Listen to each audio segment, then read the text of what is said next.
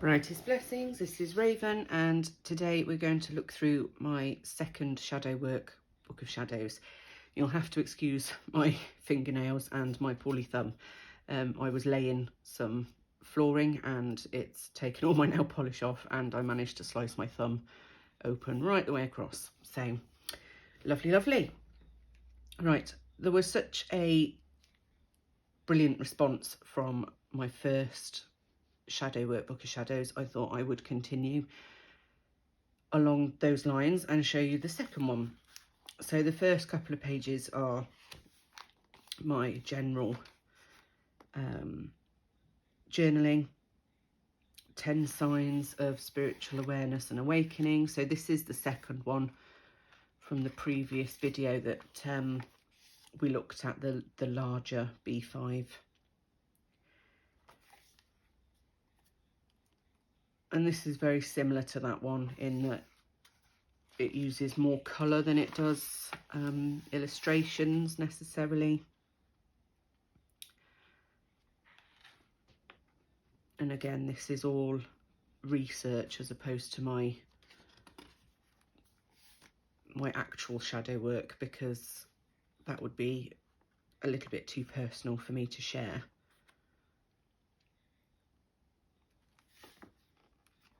I'm going to try and go relatively slowly so that you can pause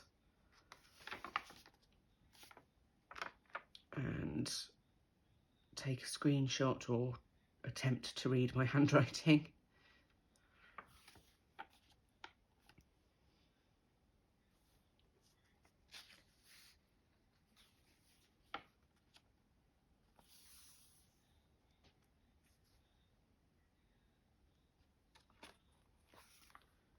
I hope you're all doing well. It's been a busy few days, that's why I haven't been uploading anything. Been busy making journals and sorting my flooring out, and I haven't been very well either, so that's not been brilliant.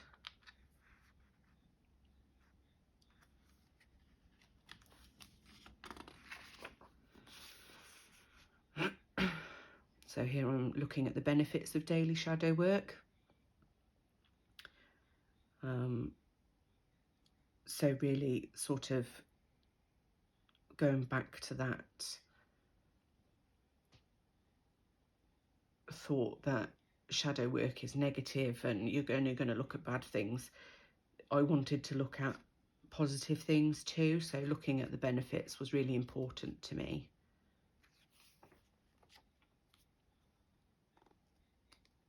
Some tips for approaching shadow work and some shadow work activities.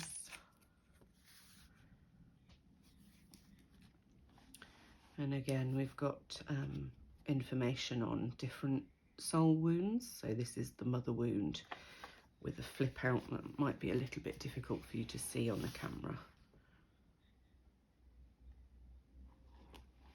And how we can heal those wounds.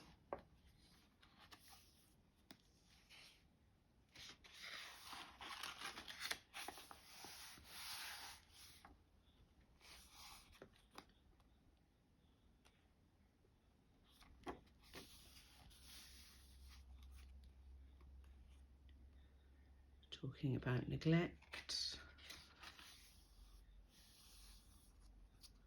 signs of being a wounded inner child. And I think a lot of people suffer with this particular wound in general, not even in the pagan community, just in general.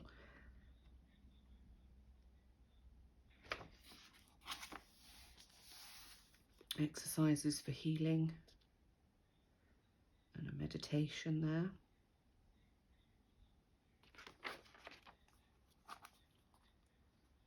Being your own protector.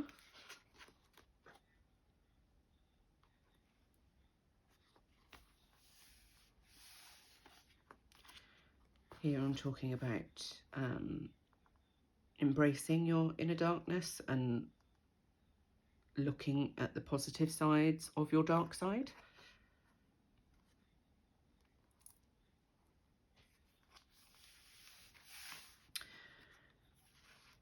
the victim mentality, which a lot of people suffer from, to be perfectly honest, and I don't mean that in a horrible way. But when something bad happens to you repeatedly,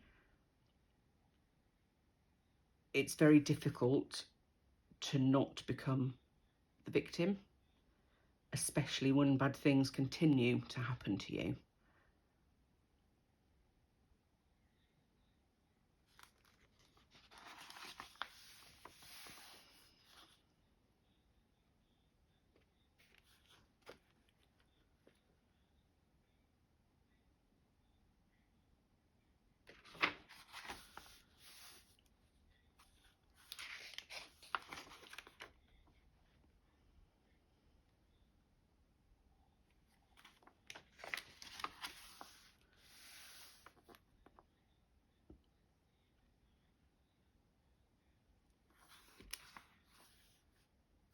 This is talking about unhealed core wounds. Letting go of anxiety. I am terrible for anxiety. However, I think that I'm a bit unusual in the fact that my anxiety shows as anger. So when I'm really anxious about something, I'll get particularly snappy and get angry with myself and others, because my anxiety can get quite bad. And it took a long time for me to realise that, and actually it's something that runs in my family that I didn't realise when I was younger. And now I'm sort of the age my mother was, I can see actually a lot of the issues that I had with my mother in the past, and her anger was actually down to anxiety.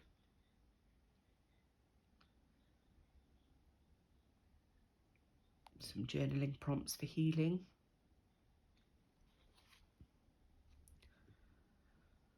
Lots of prompts here for, you know, the soul and chakra prompts. I'm a big journaler as well as doing books of shadows and things, and actually a lot of my journaling mixes in with my book of shadows and my magical side, so it all sort of culminates together really. And I quite often find that this is a really useful tool, especially if I'm going through something and I can't quite put it into words necessarily. By answering some of these questions, that I can sort of pull it out of me. So this is about indigo children. Again, this is a flippy out. Signs of an indigo child.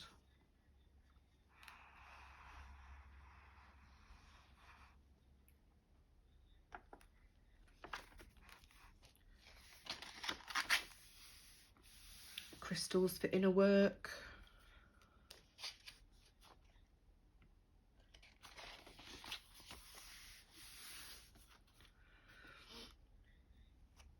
Clearing negative energies.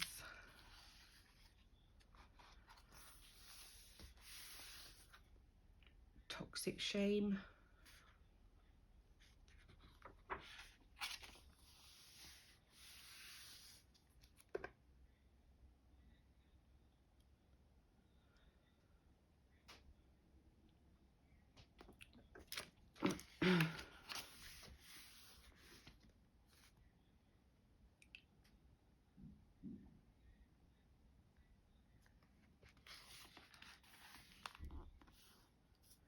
Some meditation here.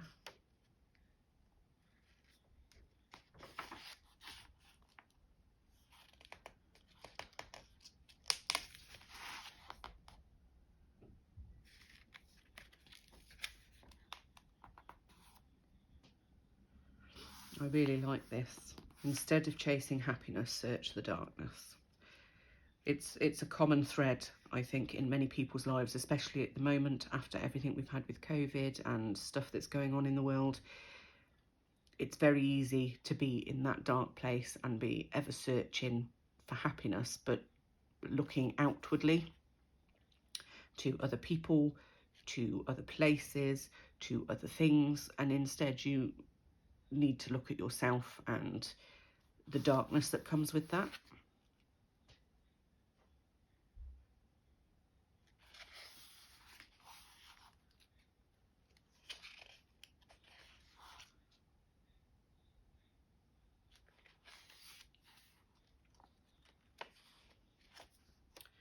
Talking about basic ego defense mechanisms.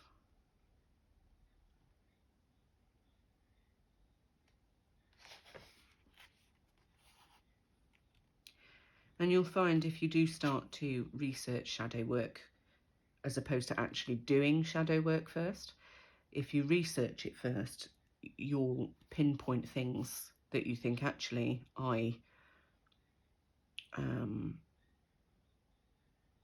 would align myself with that, or that feels like it's me, or that feels like an issue in my life, that feels like something I need to work on. And that's where the research is so important, because if you just start doing shadow work and you don't really understand what you're doing before you start, it can become quite difficult then to work on. Whereas by doing all the research first, it gave me a really good stepping stone then to start doing the work itself. I already had an idea of what I needed to work on based on the research that I'd done. And it allowed me to formulate a plan then going forward.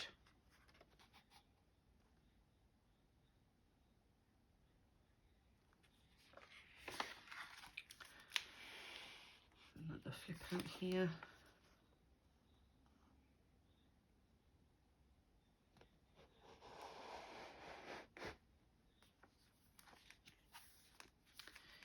Dealing with grief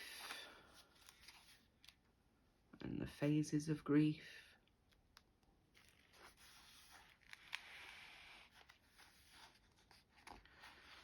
Lots of flip outs in this one because it was a smaller book and I wanted to try and get as much information as I could. And this particular book was on Amazon, and I think it was like 2 for £15.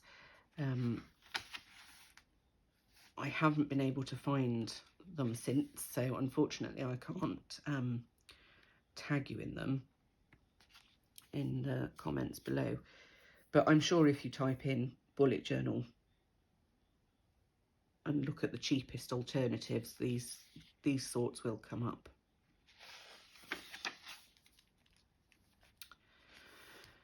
Types of battles we fight alone and how to keep moving forward. So a lot of this was taking place during COVID and after COVID. I really felt like I needed a lot of spiritual healing as well as, you know, physical health healing.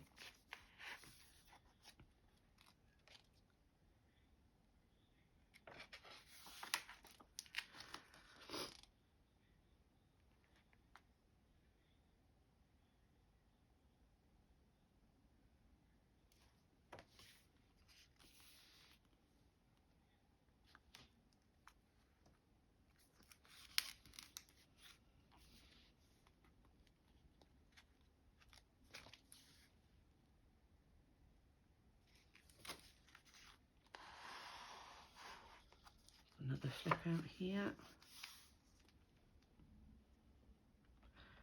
And we've got lots and lots of prompts now,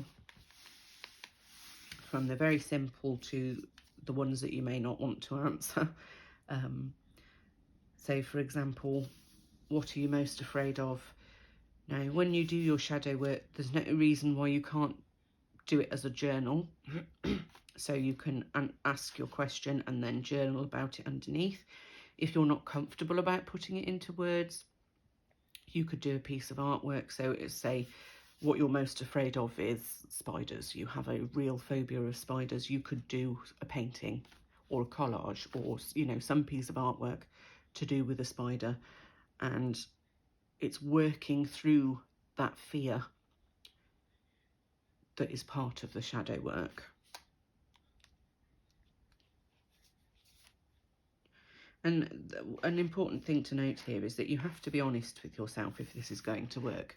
You know, if you're going to ask yourself questions, if you then lie or don't tell the whole truth when you're answering these questions, you're never going to get anywhere. So it's important that you're honest with yourself, and nobody has to read your shadow work.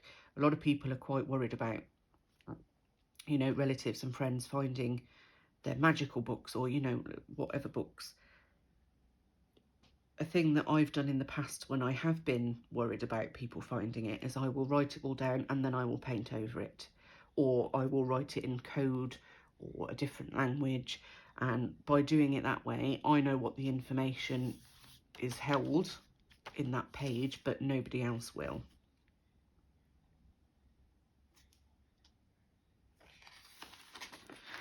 So as I said, we've got pages and pages now of questions to ask yourself while you're doing shadow work, and you don't need to do them all. These were just some examples of things, and things that I have asked myself during shadow work too.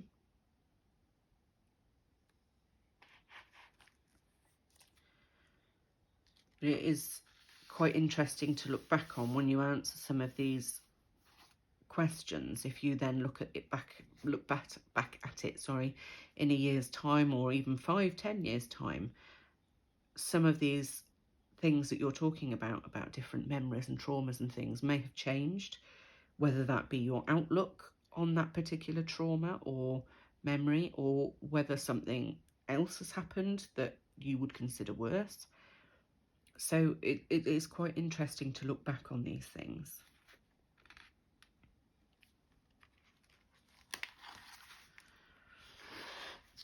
So here we're looking at the Dark Goddess, Women and the Shadow Self, and this has quite a big flip out about getting to know the Dark Goddess. So this is talking about Kali, and we have Hecate here, and Persephone, Inanna,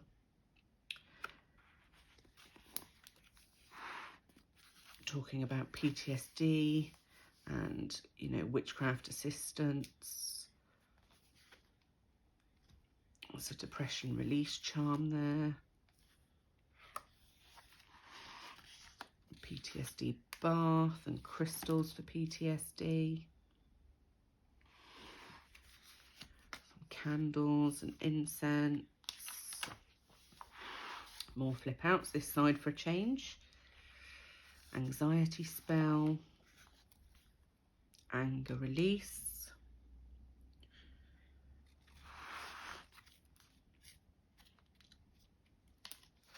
And the very last page is a few more recipes.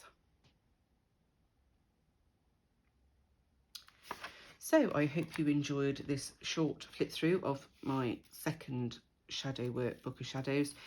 I do have another one, however there's only a few pages in that one, because after that I then moved on to doing the actual shadow work as opposed to doing the research about it. However, I'm sure at some point I will go back to do more research.